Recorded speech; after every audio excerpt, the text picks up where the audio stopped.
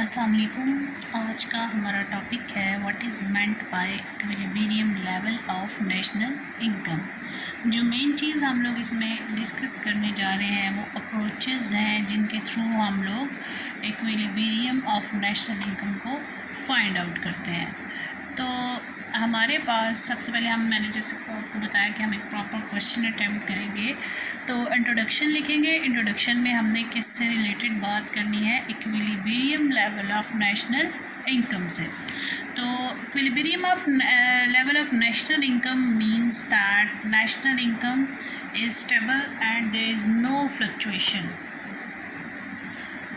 हमारे पास इसका क्या मतलब होता है कि कौमी आमदनी का तवाज़न, उससे क्या मुराद है?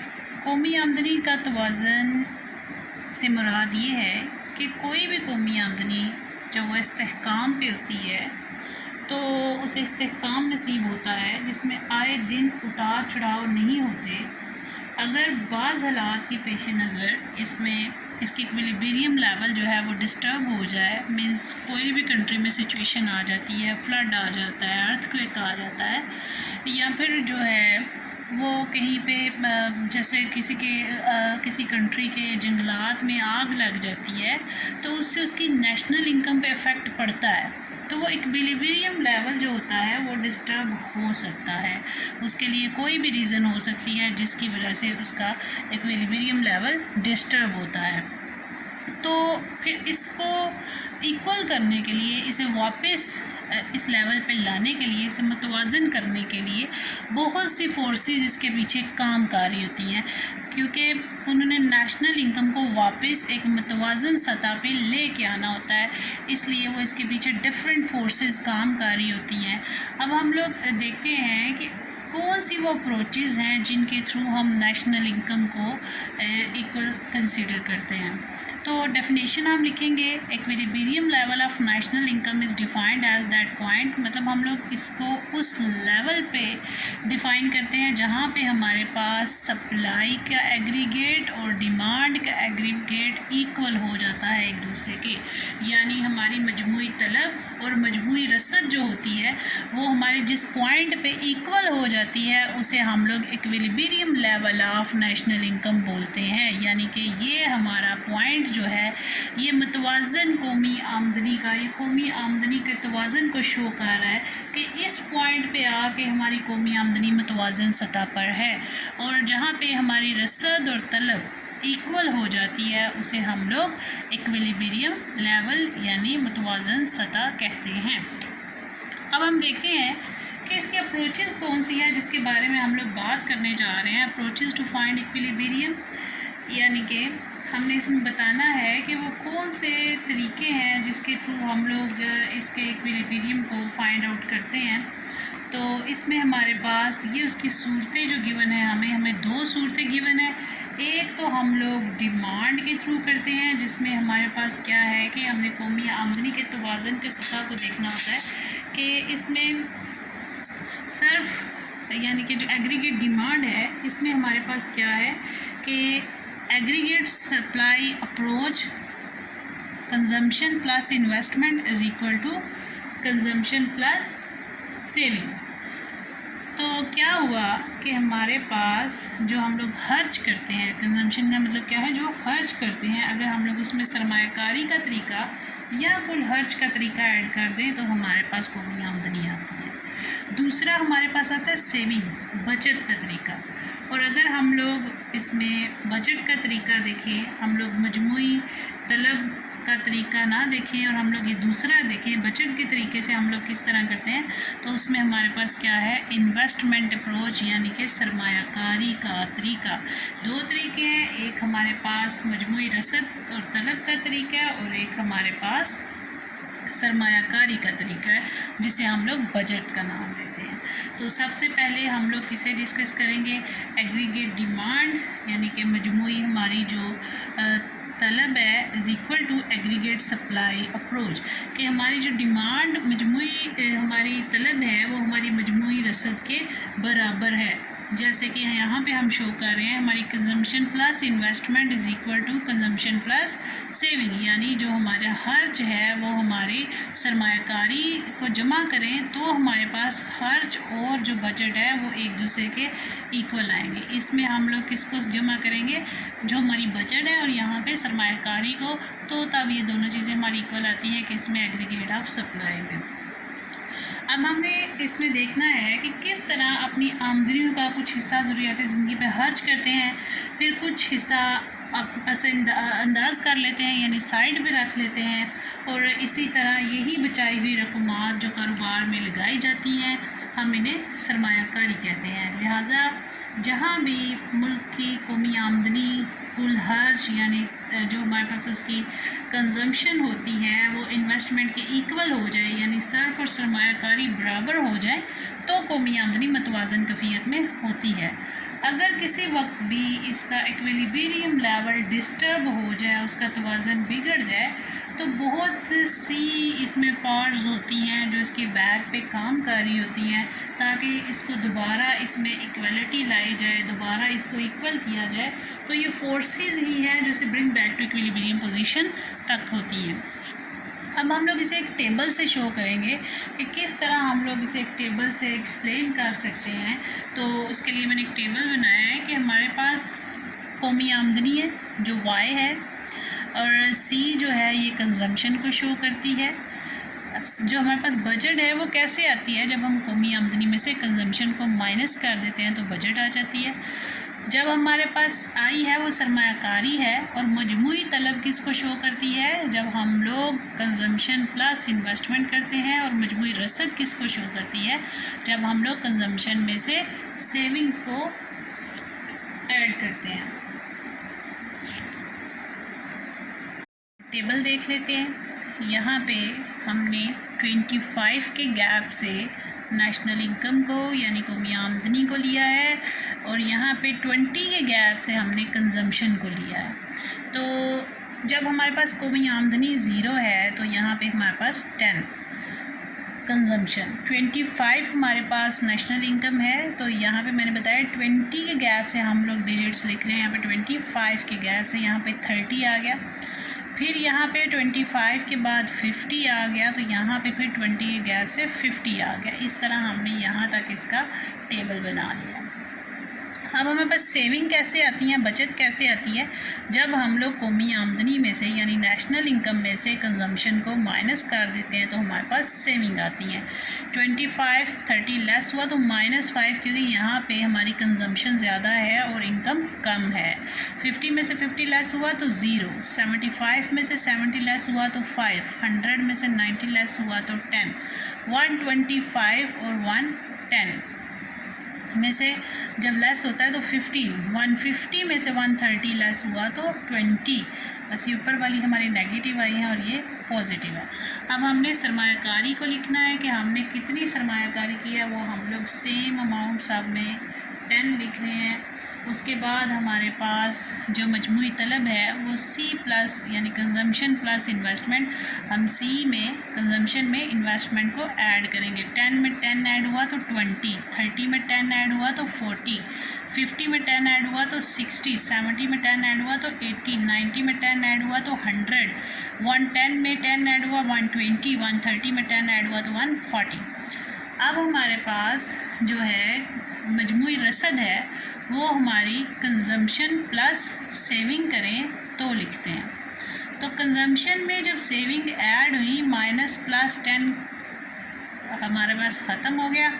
30 में +5 करें तो ये प्लस माइनस माइनस होता है, यहाँ पे -5 है, ये 30 में से 5 लेस हो जाएगा, 25 आ जाएगा।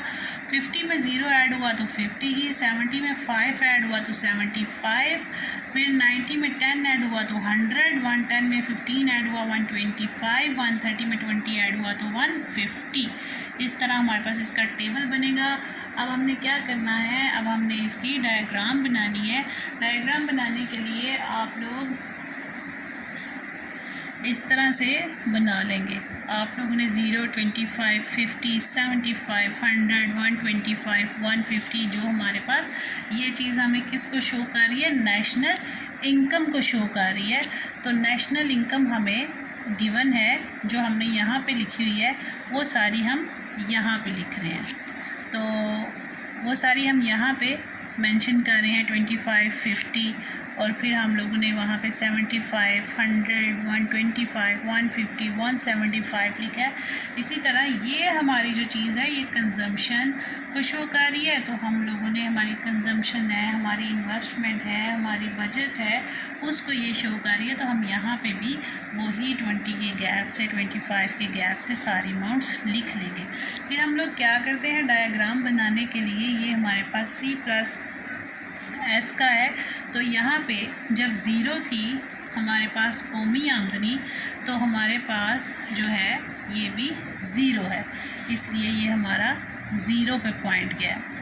फिर हमारे पास कौमी आमदनी 25 है, तो यहाँ पे भी 25 है। तो ये 25 इधर से,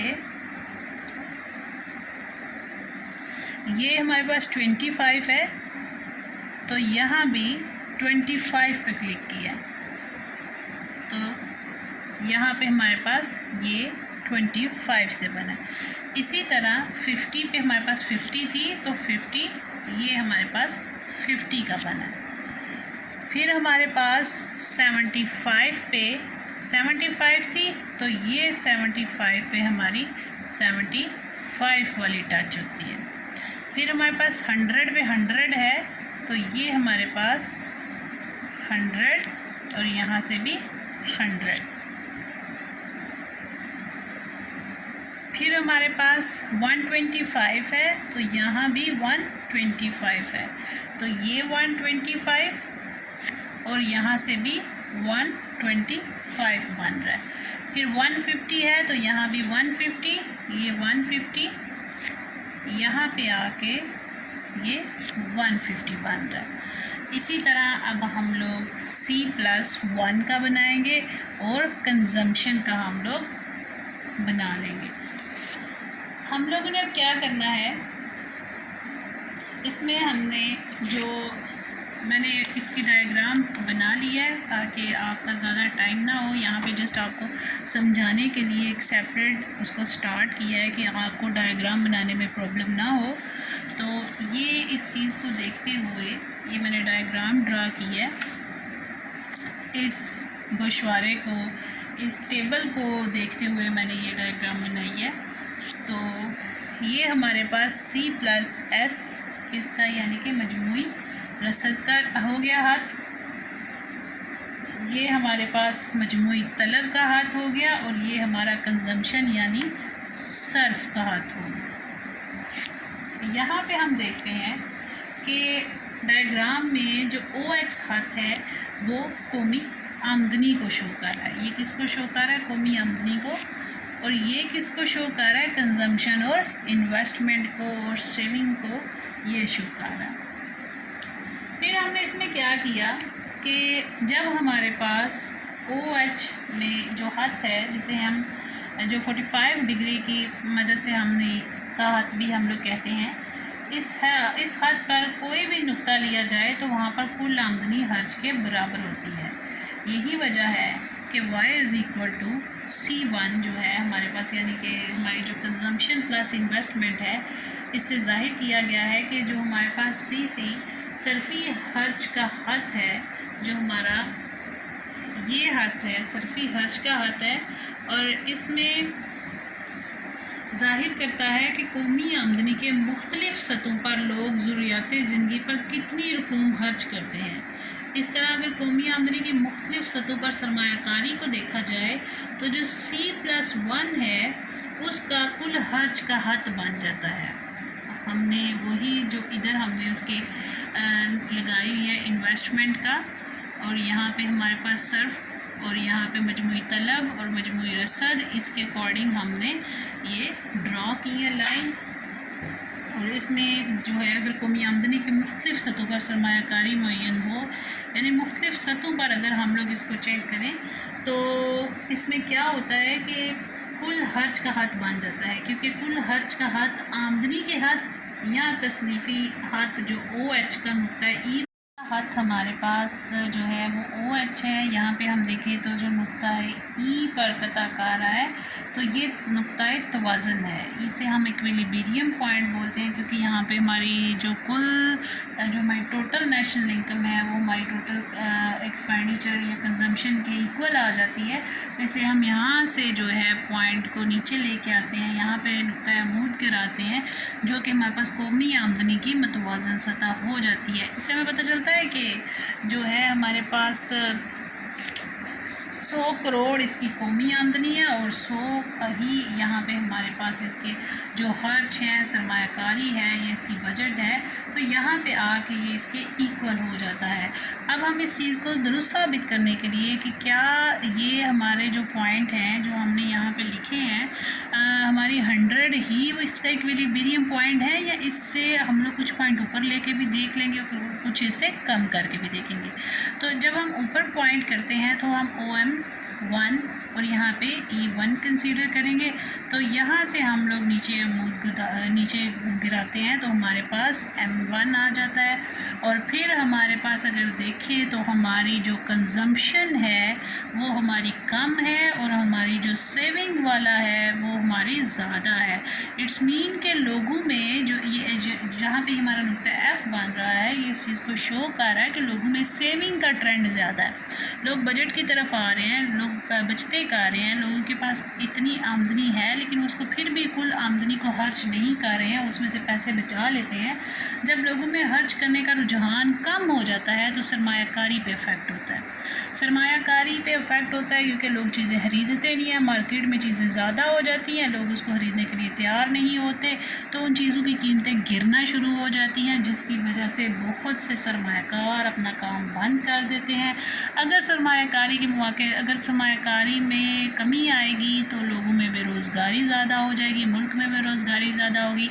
मुल्क में बेरोज़गारी ज़्यादा हो जाएगी तो फिर क्या होता है कि जो उन्हें बचतें की होती हैं वो दोबारा उनको यूज़ करना शुरू कर देते हैं, तो उससे जो है वो उनकी चीज़ों में दोबारा सरमायाकारी का रुझान बढ़ेगा। किस तरह? क्योंकि वो चीज़ों पर बचत जो चीज़ें उन्होंने नहीं सेल हुई हैं वो सेल होना शुरू हो जाएंगी और आमदनी के मुकाबले में लोगों की जो बचत करने का तरीक़ाकार था वो अब नहीं हो पाएगा, क्योंकि इसमें बेरोज़गारी बढ़ रही है, लोगों के पास रोज़गार नहीं है, रोज़गार सुकड़ जाता है, तो लोगों की आमदनियाँ कम हो जाती हैं। इसलिए कौमी आमदनी इस नतीजे में दोबारा वो इसी पॉइंट पे आगे गिर जाएगी और दोबारा इक्विलिब्रियम पॉइंट उसका यही होगा।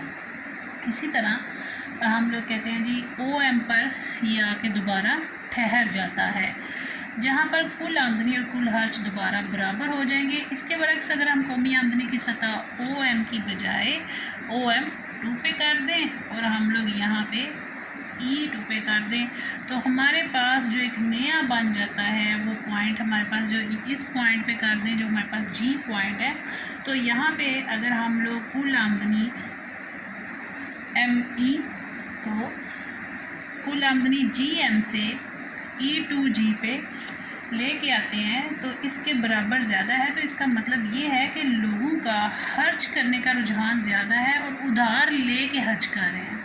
ये सूरत हाल सरमायाकारी के लिए ज़्यादा हौसला अफजा है, क्योंकि इस सूरत में लोग हर कीमत जो है वो अशिया ख़रीदने के लिए तैयार हो जाते हैं। कीमतों में इजाफा सरमायाकारी में इजाफे का बाइस बनता है और सरमायाकारी में इजाफे की वजह से पैदावार रोज़गार बढ़ते हैं, लिहाजा कौमी आमदनी का तवाज़न और मेयार बुलंद होना शुरू हो जाता है और ये बढ़ते बढ़ते दोबारा OM पे, यानी कि अगर इस तरफ जाएगा तो इसमें सरमायाकारी जो है वो इसमें उसकी हौसला शिक नहीं होगी, क्योंकि चीज़ों की कीमतें गिर जाएंगी, लोग बचतों की तरफ ज़्यादा आ जाएंगे।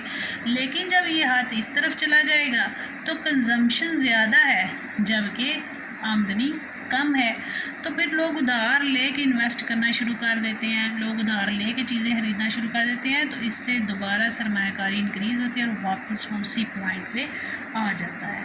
तो इस तरह हम कह सकते हैं कि कौमी आमदनी की तवाज़न सतह जो होती है, तवाज़न आमदनी की इस सतह पर होता है जहाँ पर कुल खर्च और कुल आमदनी आपस में बराबर हो जाते हैं या मजमूई तलब हमारी मजमूई रसद के बराबर हो जाती है। अब हम लोग इसका जो सेकंड पॉइंट है वो है हमारे पास saving is equal to investment approach के जो बजट और सरमायाकारी का तरीका है। बजट और सरमायाकारी के तरीके में जो केन्स है वो कहता है कि savings are always equal to investment in an economy, कि किसी भी इकॉनमी में जो हमारे पास बचतें होती हैं वो उसकी इन्वेस्टमेंट के बराबर होती हैं। इस तरह जो कौमी आमदनी है वो उसका तवाज़न कहाँ पे होगा, जब हमारी बचतें और हमारी सरमायाकारी बराबर हो जाती है। अगर किसी वक्त ये तवाज़न ख़राब हो जाए, डिस्टर्ब हो जाए, तो हमारी सेविंग बढ़ जाती हैं और हमारी इन्वेस्टमेंट कम हो जाती है। तो कुछ ऑटोमेटिकली कुछ फोर्सेस ऐसे एक्ट करती हैं कि जो equality of saving and investment है उसको वो मेंटेन कर देते हैं। इसको हम लोग जो है वो एक डायग्राम की मदद से जो एक्सप्लेन करते हैं, तो इसकी भी डायग्राम मैंने बना ली है। इसमें क्या है कि हमारी सेविंग्स जो है वो इन्वेस्टमेंट के इक्वल है, हमने ये कंसीडर करना होता है। ये हमारी एक इसमें तरीका है जिससे हम कौमी आमदनी को तवाज़न को मुहैया कर सकते हैं। तो यहाँ पे हमारे पास OX हद इनकम को शो कर रहा है, OY जो है वो सेविंग और इन्वेस्टमेंट को शो कर रहा है। इसे हम लोग बचतों का, और ये जो हमारा हाथ है ये हमारा बचतों का हाथ है, और कौमी आमदनी की मुख्तलिफ सतह पर कुल बचतों को जाहिर करता है। और इसे सरमायाकारी का हाथ है, ये हमारे पास सरमायाकारी का हाथ है जिसे हमने आई सरमायाकारी को रिप्रेजेंट करता है। तो ये हमारा इन्वेस्टमेंट का हाथ है। इसमें फिर हम क्या करते हैं, जो बचत और सरमायाकारी के खतूत एक दूसरे को कहाँ पे टच कर रहे हैं, नुक्ता ई पे कता करते हैं जो कि नुक्ता तवाज़न है। इसका मतलब है कि नुक्ता ई पर बचत और सरमायाकारी, ये हमारा बचत का हाथ है, ये हमारा सरमायाकारी का हाथ है, ये बराबर हैं। और इसमें हम लोग कोई भी अमाउंट एज्यूम कर लें, यहाँ पे भी हम लोग अगर वही पहले वाला टेबल ही यूज़ कर लें तो हम यहाँ पे उसको लिख सकते हैं कि ये 100 है और उसी को शो कर रहा है। इसके बाद हम लोग देखें कि जो हमारी सेविंग्स हैं, हमारी इन्वेस्टमेंट है, इसका जो कर्व है वो एक दूसरे को इसी पॉइंट पे टच करते हैं। इक्विलिब्रियम पॉइंट है, इसके तवाज़न का हाथ है, और इस पॉइंट को जो सेविंग यहाँ पे शो करता है कि उसकी बचत और उसकी सेविंग्स जो है, उसकी इन्वेस्टमेंट है, जो उसकी सरमायाकारी है वो बराबर है। और यहाँ पे जो OM हाथ है ये हमारी नेशनल इनकम का इक्विलिब्रियम पॉइंट शो करता है। सो इसलिए जो इक्विलिब्रियम ऑफ नेशनल इनकम है वो इस पॉइंट पे ही है। और इसको प्रूव करने के लिए कि जो हम लोग यही इसका इक्विलिब्रियम पॉइंट है या नहीं है, हम लोगों ने दो डिफरेंट कंडीशंस इसमें देख ली हैं कि अगर जो है हमारे पास इन्वेस्टमेंट बढ़ जाए या फिर कम हो जाए तो क्या होगा।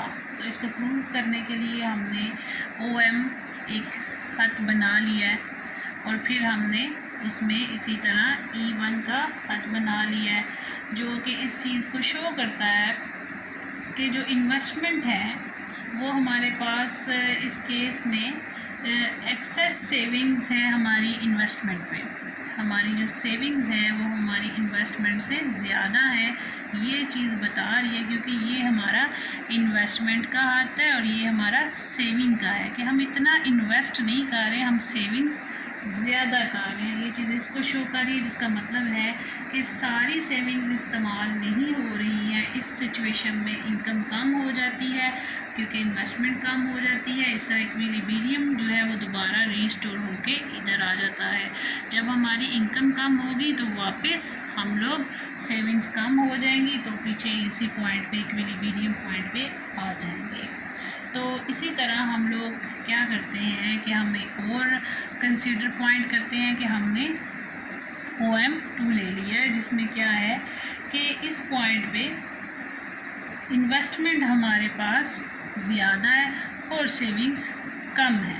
ये सेविंग्स लेस दैन इन्वेस्टमेंट को शो कर रहा है इसमें हमारे पास सेविंग्स कम है और हमारी इन्वेस्टमेंट ज़्यादा है। जब हमारे पास इन्वेस्टमेंट ज़्यादा होगी तो वो इनकरेज करती है कंट्री की इकानमी को, तो इस तरह वो दोबारा नेशनल इनकम अपने पहले इक्विलिब्रियम लेवल पे चली जाती है, अपने तवाज़ुन के लेवल पे चली जाती है, इसको दोबारा रीस्टोर करती है। और इसी तरह हम लोग जो है वो सेविंग्स हमारी इन्वेस्टमेंट के इक्वल हो जाती हैं। अगर किसी वक्त भी हमारा इसका तवाज़ुन डिस्टर्ब हो जाता है तो वही बात के फोर्सेस इसे वापस उस तरफ ले आती हैं, इन्हें दोबारा इक्विलिब्रियम के पॉइंट पे कर देती हैं। तो क्या हमने इसमें देखा है कि हमारी इन्वेस्टमेंट हमारी सेविंग्स के इक्वल है। अगर हमारी सेविंग्स ज़्यादा हो जाए, इन्वेस्टमेंट कम हो, तो वापस इक्विलिब्रियम पॉइंट पे आ जाता है। उसके पीछे रीज़न क्या होती है कि लोगों की इनकम कम हो जाती है। अगर वो सेव ज़्यादा करेंगे, इन्वेस्ट कम करेंगे तो उनकी इनकम कम होगी, इनकम कम होगी तो फिर उनके पास सेविंग्स भी कम हो जाएंगी, जिसकी वजह से उन्हें वापस इस सतह पे आना पड़ेगा। और अगर हमारे पास हम देखें सेविंग्स कम है, इन्वेस्टमेंट ज़्यादा है, तो इस केस में ये हमारी जो नेशनल इनकम होती है उसमें इंक्रीज़ आता है, इन्वेस्टमेंट इंकरेज होती है। जो लोग हैं वहाँ पे नेशनल उस कंट्री में नेशनल इनकम इंक्रीज़ होना शुरू हो जाती है, तो वो वापस अपने उस इक्विलिब्रियम लेवल पे पहुँच जाता है। तो ये आज का हमारा क्वेश्चन था। अगर आपको कोई कन्फ्यूजन हो तो आप लोग डिस्कस कर सकते हैं। मैं दोबारा इसकी पहले वाली जो डायग्राम है उसको एक्सप्लेन कर देती हूँ ताकि आप लोगों को इसमें प्रॉब्लम ना रहे। ये हमारी कौन सी डायग्राम थी जिसमें हम लोगों ने इस चीज़ का बताया था कि हमारे पास जो हमारी मजमूई तलब होती है वो हमारी रसद के बराबर होती है। तो उसके लिए हमने जो इस टेबल को फॉलो करते हुए ये डायग्राम को बनाया था, जिसमें हमारे पास सबसे पहले ई पॉइंट था, हमारा इक्विलिब्रियम पॉइंट था OH पे, ये हमारा नेशनल इनकम को शो कर रहा था, ये हमारा कंजम्पशन को शो कर रहा था। तो फिर इसमें भी हमने ज़्यूम किया अगर बढ़ जाए तो क्या होगा, अगर कम हो जाए तो क्या होगा। तो इसमें भी हमारे पास दो रीज़न आई थी कि अगर हमारे पास ये बढ़ जाती है तो इसका मतलब है लोग जो है वो सेविंग्स ज़्यादा कर रहे हैं, उनकी कंजम्पशंस कम है। तो अगर ऐसा हो तो फिर सरमायाकारी पे इफ़ेक्ट पड़ता है, सरमायाकारी पे इफ़ेक्ट हो तो वो वापस उसी में अपनी लाइन पे उसे वापस आना पड़ता है, क्योंकि अगर सरमायाकारी इतनी नहीं होगी तो बेरोज़गारी ज़्यादा होगी, जिसकी वजह से वो वापस OM लेवल पे आ जाएगा, OE पे आ जाएगा।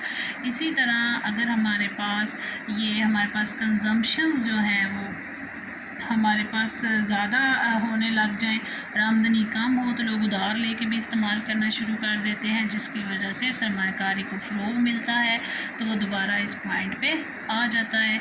इसलिए ये दोनों तरीक़ों से हम लोग इसकी वो दोनों सूरतें हैं जिससे हम लोग जो है कौमी आमदनी के तवाज़ुन को बता सकते हैं, हम लोग उसमें इसके कौमी आमदनी के तवाज़ुन को बयान कर सकते हैं। तो होप सो आपको इस क्वेश्चन की समझ आ गई होगी। Thank you. अल्लाह हाफ़िज़।